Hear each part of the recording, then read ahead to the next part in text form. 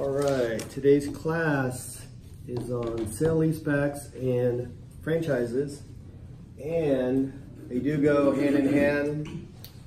So I'll just do a little bit on franchises, a little bit on the sale leasebacks. Okay, so everyone's familiar with franchises because they're everywhere. McDonald's, Denny's, Midas, all of that. Does anybody know where franchises started? Who was the first? McDonald's? Was it McDonald's then? McDonald's was the first fast food that was really franchised nationally, but before that, groceries, Singer sewing machines.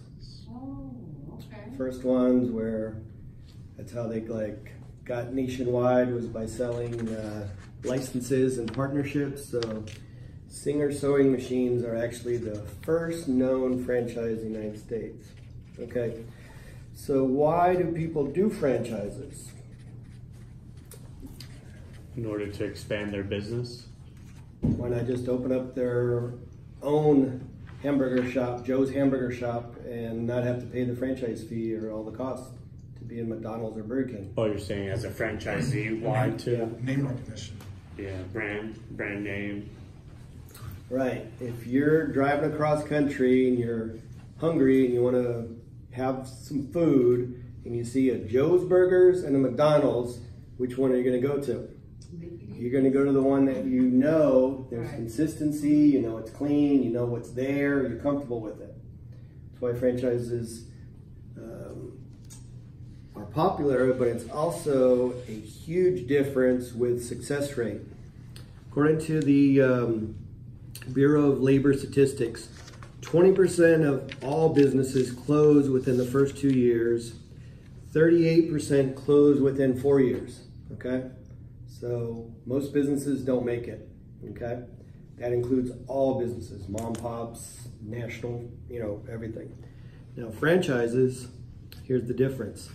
92% of them are still in business after 2 years, and 85% are still open after 5 years. Huge difference, because you're buying from a company that's going to give you training, where you can, everything is set up with the equipment. They know how to scout locations, all those things that big companies have that you don't have as a small business. But the other part about it is, if you have a great location, you have a lot of people that want to buy that if you want to get out of the business. And sometimes even the corporation will do a corporate back guarantee on your lease, or they will buy the location themselves. So franchises are much more successful than a typical business. Now, one thing is, why do you need to know this or any of the a lot of the other things that we're teaching when it might not specifically apply to exactly with the asset class that you want to do? Here's the reason, is that knowledge is power in commercial real estate, and the investors that you're dealing with might own other things that, even if you are not going to be the one to sell it, if you know a little bit about it and they're comfortable with you and you know some things, at least you can refer it out or bring in a partner. So knowledge is the difference in this business. There's 2 or 3 things that separate people that just do well in this, or people that don't make it, or people that are superstars. One is being aggressive on the lead generation part, okay? You guys can sleep till noon, okay? But the guy that's up at 6, 7 in the morning, getting on the phones, getting on the emails, they're gonna get more business than you. They're gonna eat your lunch, okay? The people that know more than you, they're gonna be the ones that close in the listing appointment over you, okay? You might get to the listing appointment, but if you don't know enough, the guy that knows more than you, or the guy that sounds more confident and more competent than you, is gonna get the deal. Because everyone has CoStar, everybody has websites, everyone has all that stuff. It's gonna be who they feel can get the job done.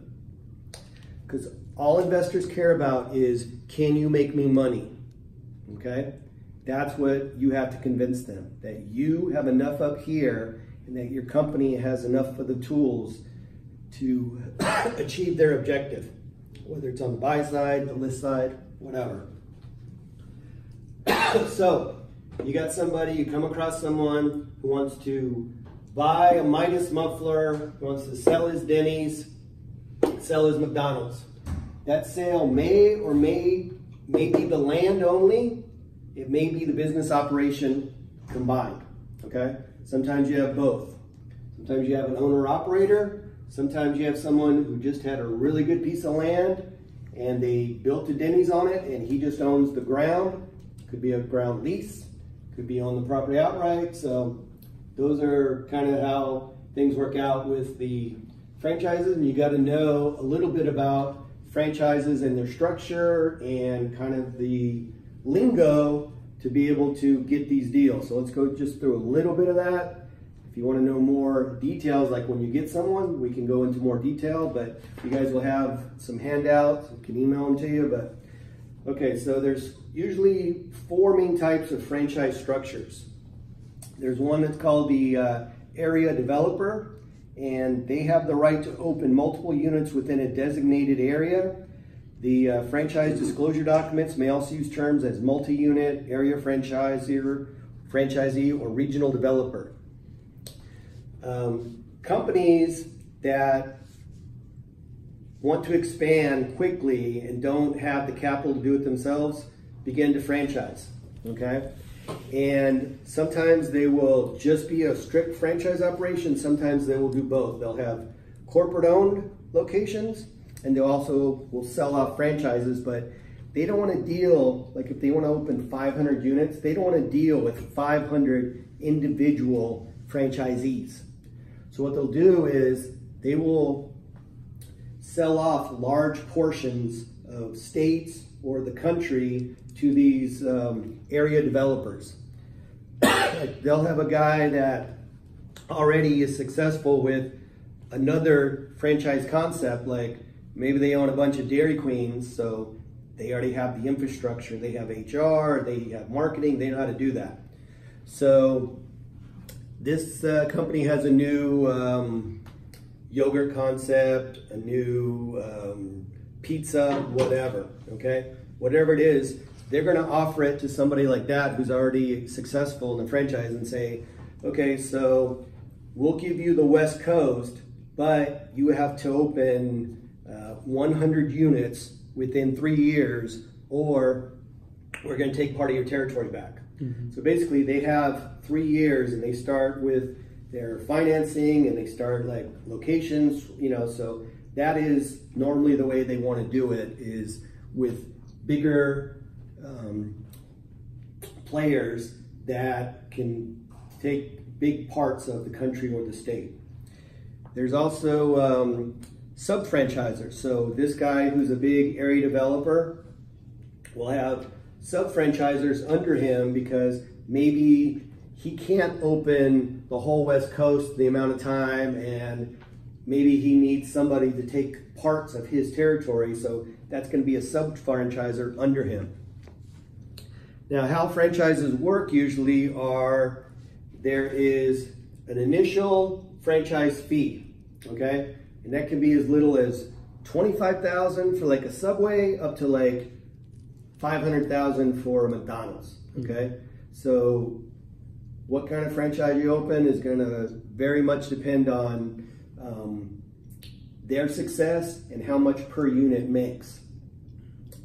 But the initial is not really usually that much, but you still have all the regular costs of a new business, like, you know, you got to get your equipment, you got to get your location, you have employees, okay? But with the franchise, you have the brand name and they're going to provide training. Where they really make their money is royalties and ongoing franchise fees and marketing fees. So basically, the average going to be 6 to 8% of your sales, okay? So basically, it's like you don't have to worry about doing TV and radio and any of those things that you normally have with a new business, because you're going to pay 6 to 8%. You know, 3% is going to be for like marketing, and 3% is going to go right to the corporation, but they get a percentage of your sales, okay? And that's just the standard. Some Subways can go up to 12% because the per unit average is lower, okay? Now, the average, like McDonald's or Wendy's, Burger King, most fast food makes like a 1.2, 1.5 is about an average per year in sales. 2 million is pretty good if you got a really good location.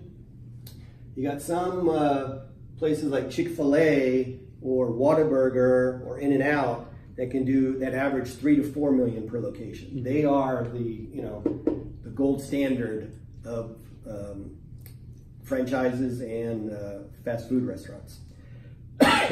And Dan was talking about Chick-fil-A, and they have a program. What were you talking about? The startup fee was real low. The startup fee is $10,000. Right. Yeah. They have a program, and they actually were doing this for a lot of their managers, where they had this real low buy-in, but the franchise fee could be up to 50%. Oh, wow. Yeah. It's almost like a partnership thing. Yeah. But if you think about it, if you can get into you still can become a millionaire even if they're 50-50. Is that royalty fee 50? What do you mean by franchise fee 50? The all combined was Yeah. like a 50-50 type of partnership thing. Gotcha. It was just So you're it's talking not about a sales. The sales is Right. 50-50? Right. Okay. Yeah, so like 50% royalty. Yeah. In a way. Wow. yeah. That's insane. A lot. But the startup was like very low. Very low. And it's not their normal program. It was something that they're doing. I guess it's worth it if it's Yeah. going well. Yeah.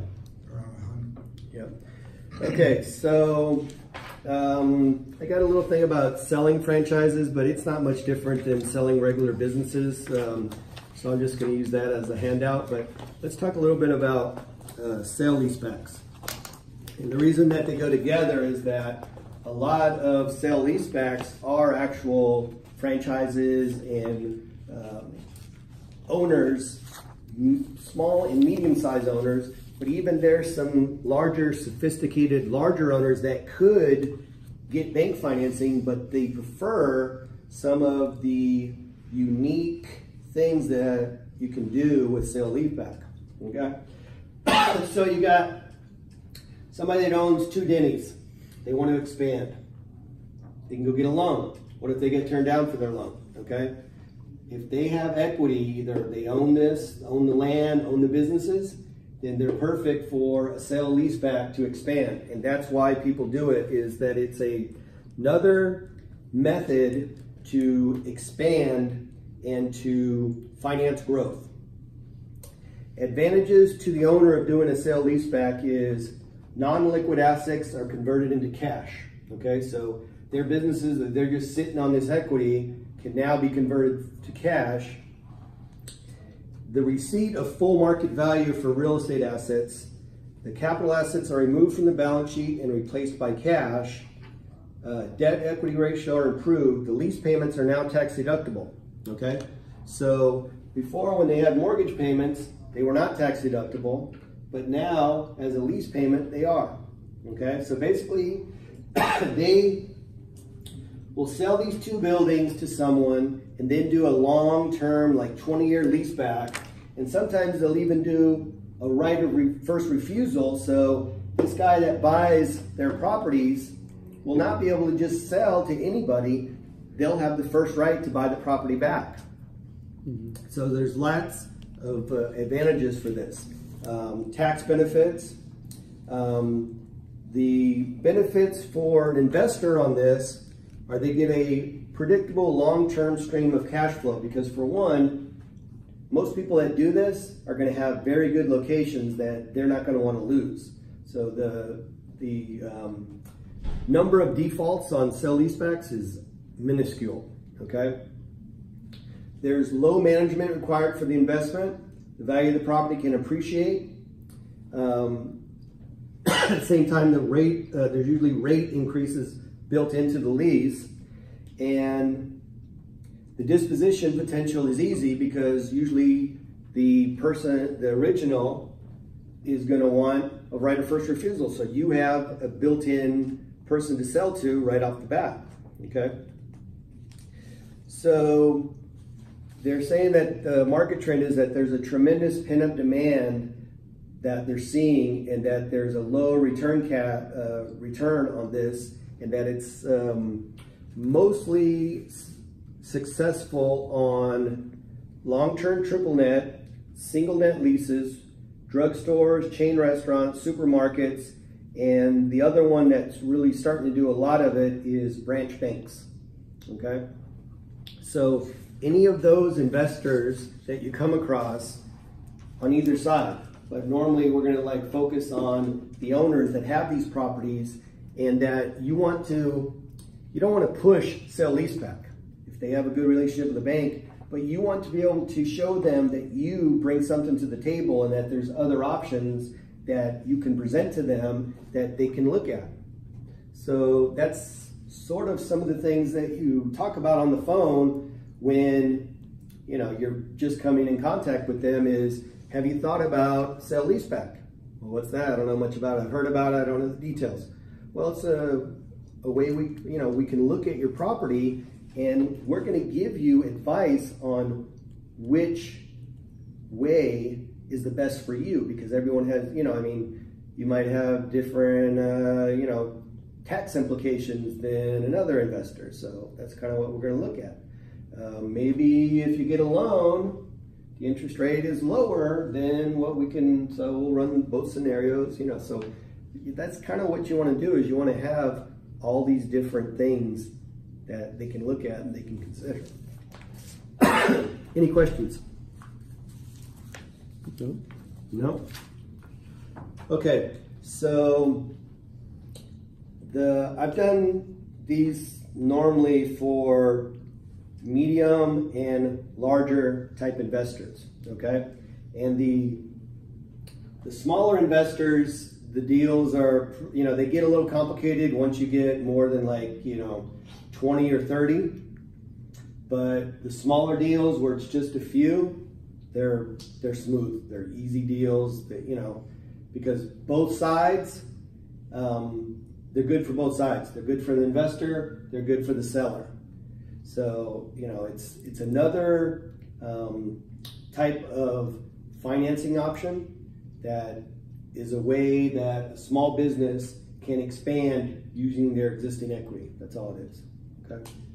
All right. If you guys don't have any other questions, thank you for coming. Mm-hmm. And we'll have our big monthly meeting next week. So, and then we have another class again next week too. Hey, stick around to do the sign-in sheet. Oh.